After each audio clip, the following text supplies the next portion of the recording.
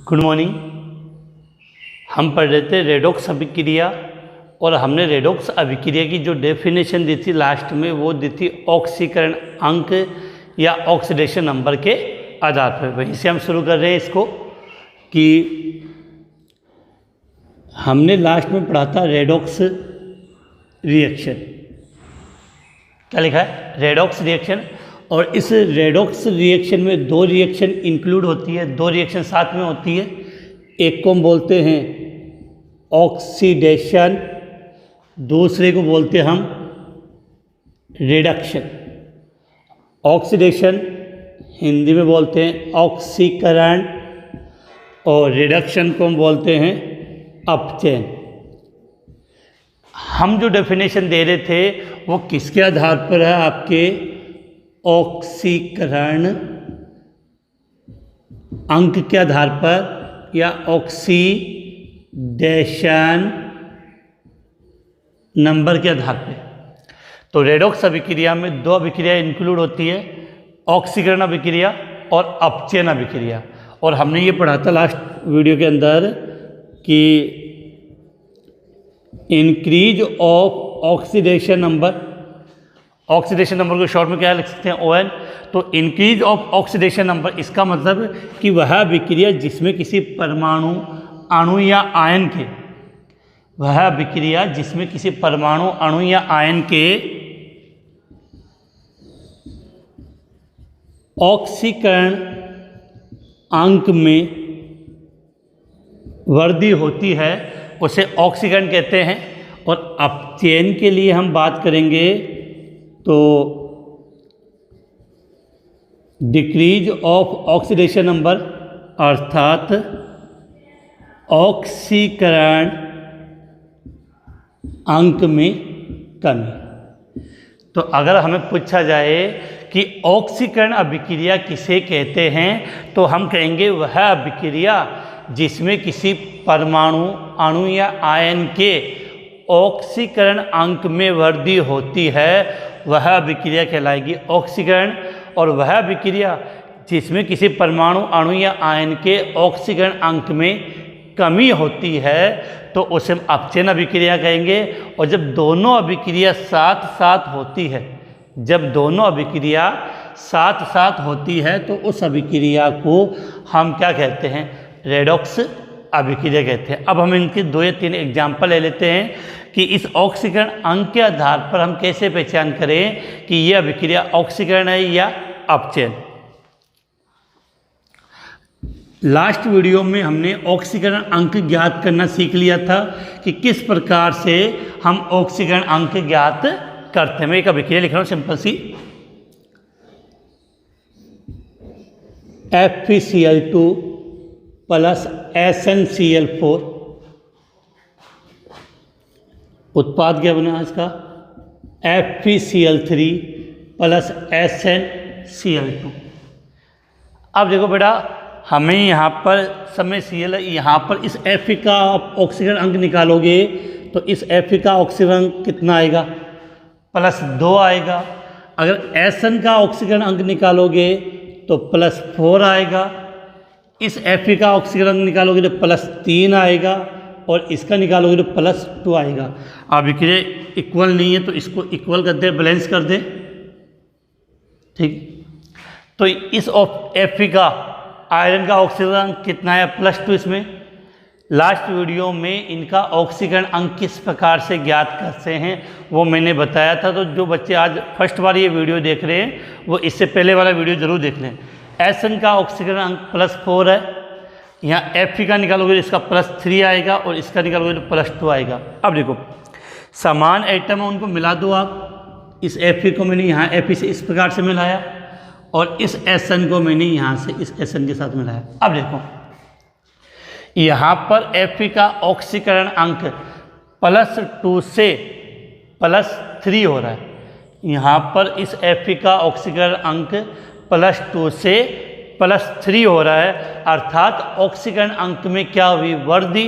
अर्थात यह अभिक्रिया आपकी क्या कहलाएगी बेटा? ऑक्सीकरण अभिक्रिया या ऑक्सीडेशन रिएक्शन।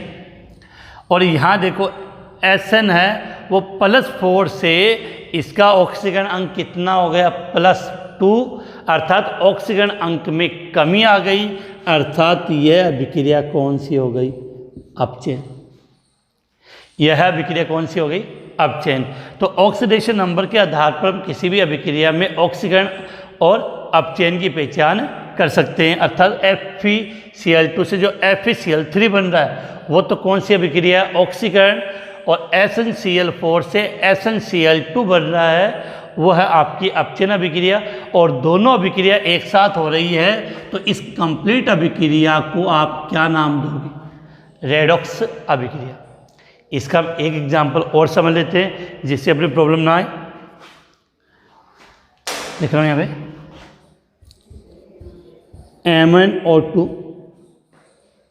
MnO2 HCl बना क्या MnCl2 + Cl2 + H2। MnO2 HCl MnCl2 Cl2 और H2।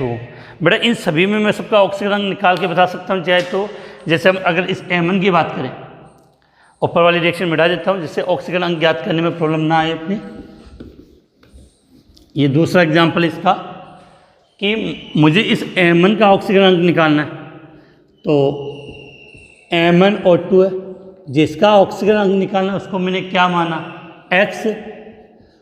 ऑक्सीजन कितने 2, एक ऑक्सीजन का होता है -2 बराबर कितना हुआ 0, तो x - 4 बराबर 0, तो x बराबर +4। तो इस Mn का जो ऑक्सीकरण अंक आया वो कितना आया +4। हम जानते हैं ऑक्सीजन है तो ऑक्सीजन का नॉर्मली कितना होता है -2, हाइड्रोजन का कितना पढ़ा था हमने +1, Cl का कितना होता है -1। अब यहाँ देखो MnCl2 मैग्नीज है, MnCl2 Mn का ऑक्सीकरण अंक निकालना मैग्नीज है, तो मैग्नीज का ऑक्सीकरण अंक हमने क्या माना X। कितने Cl है 2, एक Cl का ऑक्सीकरण अंक -1 बराबर 0, तो x - 2 बराबर 0, तो x बराबर +2। तो यहाँ पर मैग्नीज का ऑक्सीकरण अंक कितना आया +2, Cl का है -1। अब देखो बेटा Cl2 है, मैंने आपको अगर बात सिखाई थी यदि कोई भी परमाणु मुक्त अवस्थाओं में, परमाणु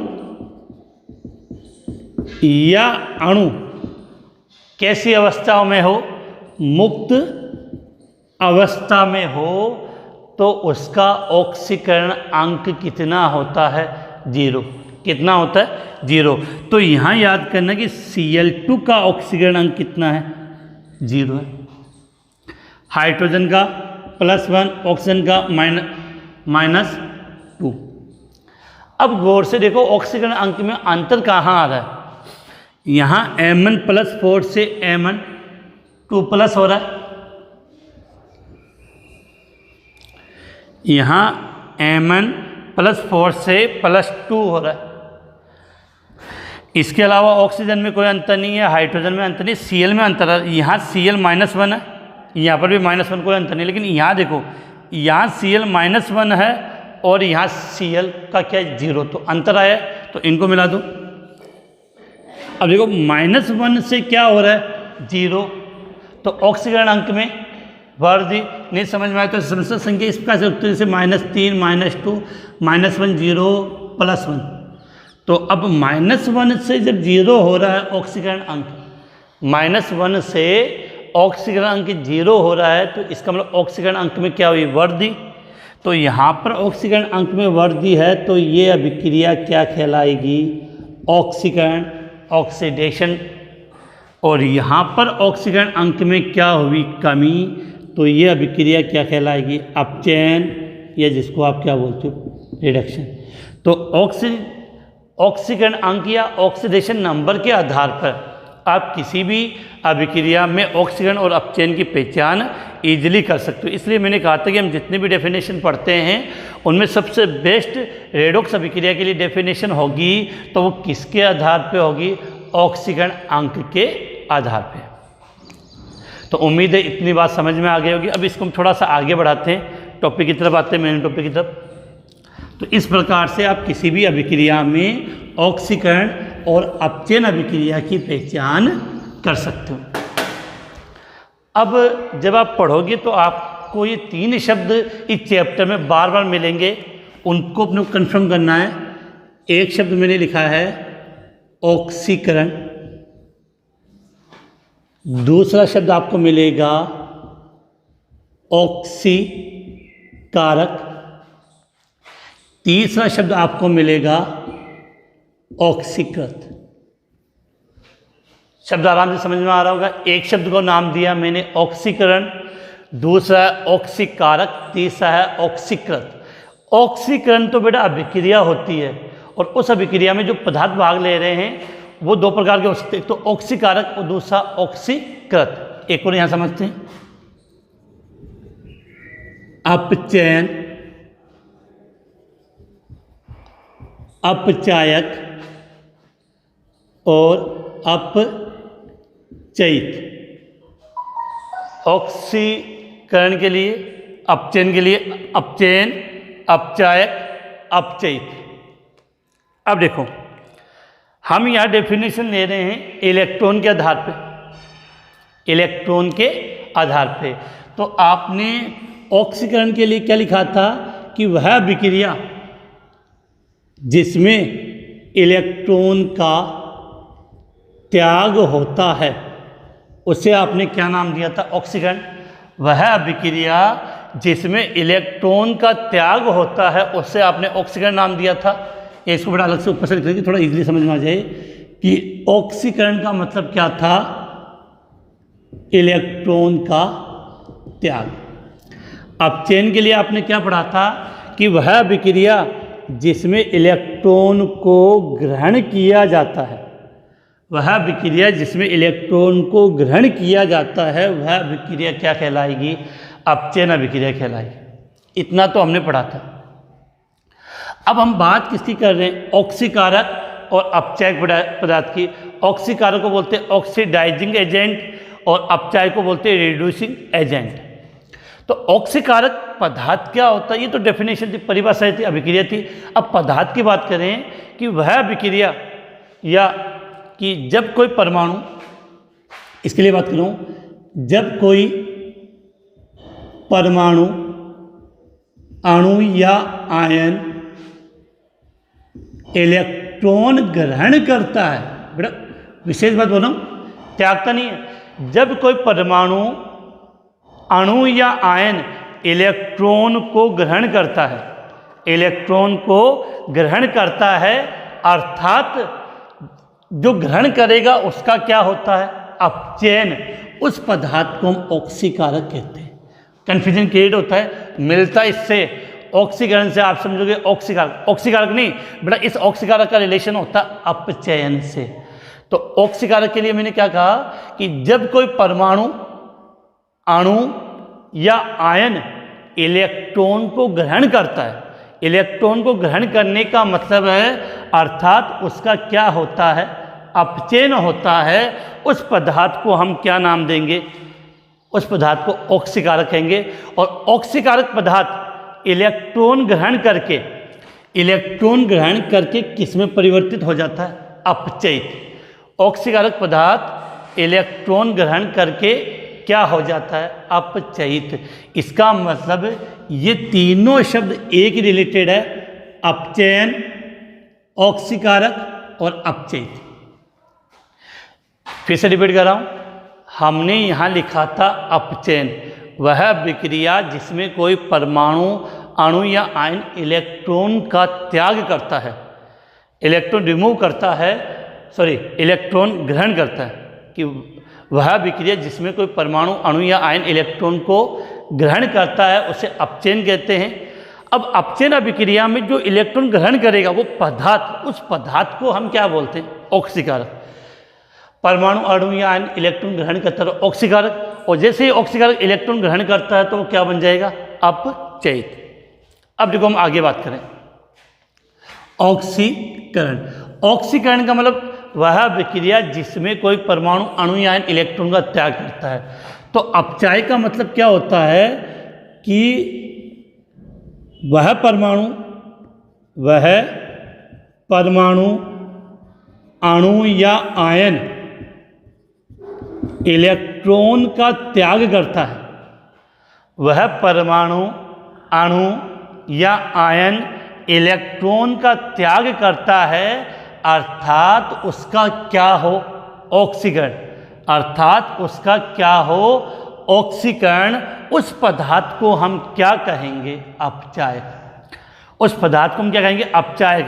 और अपचायक इलेक्ट्रॉन को त्याग करके किस में परिवर्तित हो जाएगा, ऑक्सीकृत पदार्थ में परिवर्तित हो जाता है। तो यहाँ से आपको यह समझना है कि जो ऑक्सीकरण है उसका सिमिलर शब्द अपचायक है और अपचायक का सिमिलर शब्द ऑक्सीकृत है।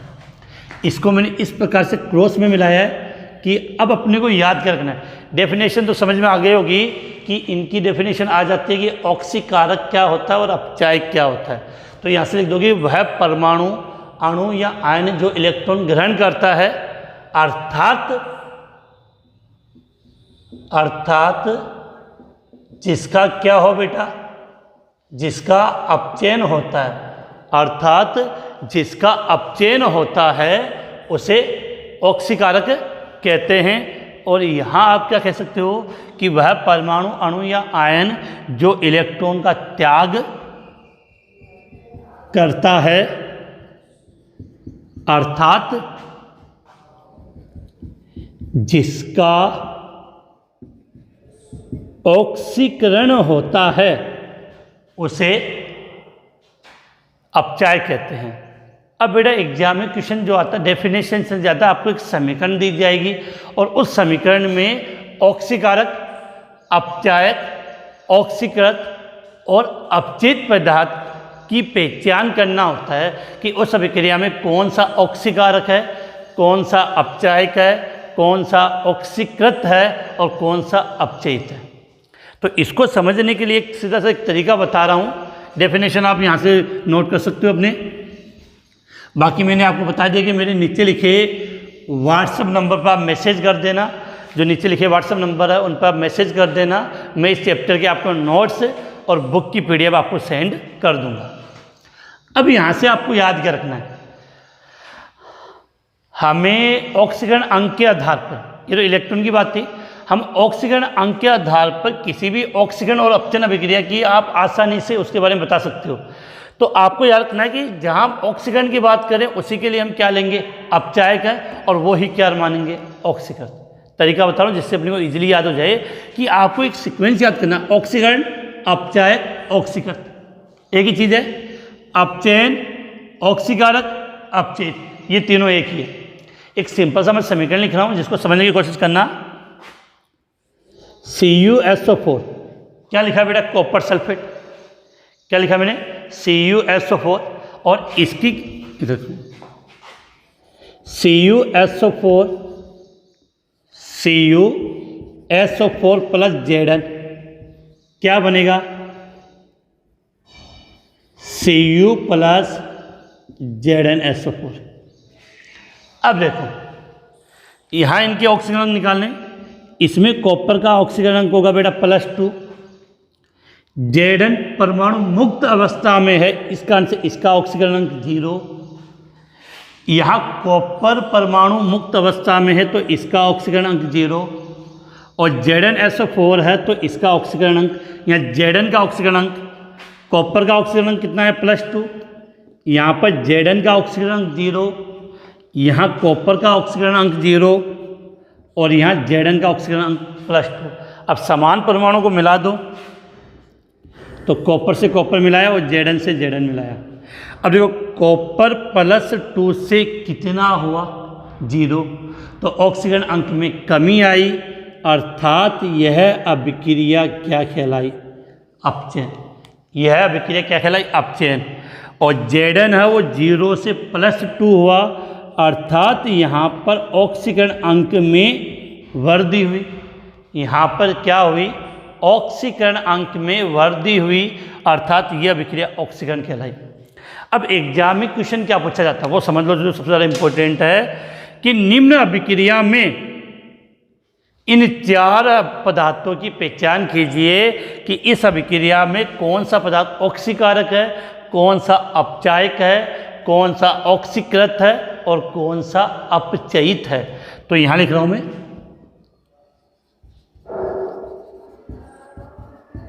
ऑक्सीकारक, अपचयित, ऑक्सीकृत, बेटा अपचायक होगा, अपचायक और ये अपचयित। ये क्या चारों पदार्थ पूछ रहे हैं एग्जाम में। तो अब देखो आंसर, हमें इन 4 पदार्थ की पहचान करनी है। तो अपने माइंड में एक बात ये क्लियर होनी चाहिए कि ऑक्सीकारक पूछा है, ऑक्सीकारक का मतलब अपचयन याद रखना है, क्योंकि ऑक्सीकारक में हम ऑक्सीकरण चले जाए, ऑक्सीकरण नहीं, ऑक्सीकारक का मतलब आपको क्या रखना, अपचयन। अब आ जाओ, कभी भी ऑक्सीकारक, अपचायक, ऑक्सीकृत या अपचयित पदार्थ पूछा जाए तो याद रखना कि ये अभिक्रिया के अभिकारक है और ये उत्पाद है। तो अभिकारक में अभिक्रिया होने पर उत्पाद बनेगा। तो बहुत बार बच्चे क्या करते हैं, 4 है, 1 2 3 4 चारों लिख देते हैं, वो गलत है बेटा। सिंपल सा तरीका बता रहा हूँ कि जब भी आपको इन 4 पदार्थ के बारे में पूछे तो पहले बात माइंड में आए कि इनका आंसर इन अभिकारक में से आएगा, उत्पाद में से नहीं आएगा। मतलब यहाँ से आंसर नहीं होगा, आंसर केवल ये जो अभिकारक लिखे इन्हीं में से आंसर आएगा, इन 4 का। तो क्योंकि अभिकारक में अभिक्रिया हो रही है तो उत्पाद इसका आंसर नहीं होगा, इसका आंसर केवल किस में से आएगा, अभिकारक में से। अब समझो करना क्या है। ऑक्सीकारक पूछा है, ऑक्सीकारक का मतलब अपचयन। तो देखो इस इतनी वाले हिस्से में, यहाँ से लेकर यहाँ तक का जो हिस्सा है, इसमें अपचयन कहाँ हो रहा है, CuSO4। तो मैंने लिख दिया CuSO4। अब पूछा अपचायक, अपचायक का मतलब ऑक्सीकरण। तो इतने वाले हिस्से में ऑक्सीकरण किसका हो रहा है, Zn का, तो लिख दिया Zn का। अब पूछा ऑक्सीकृत, ऑक्सीकृत, देखो ऑक्सीकृत का मतलब ऑक्सीकरण, सब समझ में आ रहा है। ऑक्सीकृत का मतलब ऑक्सीकरण, तो ऑक्सीकरण किसका हो रहा है इसमें, Zn का। और अपचयित, जो इसी से जो अपचयित का मतलब आंसर क्या लिखना है, अपचयन। अपचयित का मतलब आंसर क्या लिखना है, अपचयन। तो अपचयन की जब हम बात करें तो अपचयन क्या है, CuSO4, CuSO4। अपचयन क्या हुआ, Cu4। तो बहुत बार एग्जाम में क्वेश्चन आएगा कि निम्न अभिक्रिया में ऑक्सीकारक पदार्थ क्या है, अपचायक पदार्थ क्या होता है। तो इस चार्ट के द्वारा जो मैंने ऊपर बनाया इससे आप इजीली याद रख सकते हो, ये तीनों एक साथ होंगे और ये तीनों एक सेम होंगे। तो वो आप इसकी सहायता से क्वेश्चन यहाँ आसानी से कर सकते हो। तो उम्मीद है कि आपको इतना समझ में आ गया होगा। इसका हम एक एग्जाम्पल और ले लेते हैं जिससे आपको ये इजीली समझ में आ जाए। इसका हम एक एग्जाम्पल और ले लेते हैं जिससे आपकी किसी भी प्रकार का कोई कन्फ्यूजन ना हो। देखो यहाँ लेना, FeCl2 plus SnCl4, FeCl3 plus SnCl2। ये रिएक्शन हमने अभी एग्जाम्पल में पढ़ी भी थी। बैलेंस करने के लिए इसको इक्वल कर दिया। अब देखो इसमें Fe का ऑक्सीकरण +2 था, यहाँ पर थोड़ा अंतर हो जाए बेटा। बात करें इसमें Fe का ऑक्सीकरण अंक +2,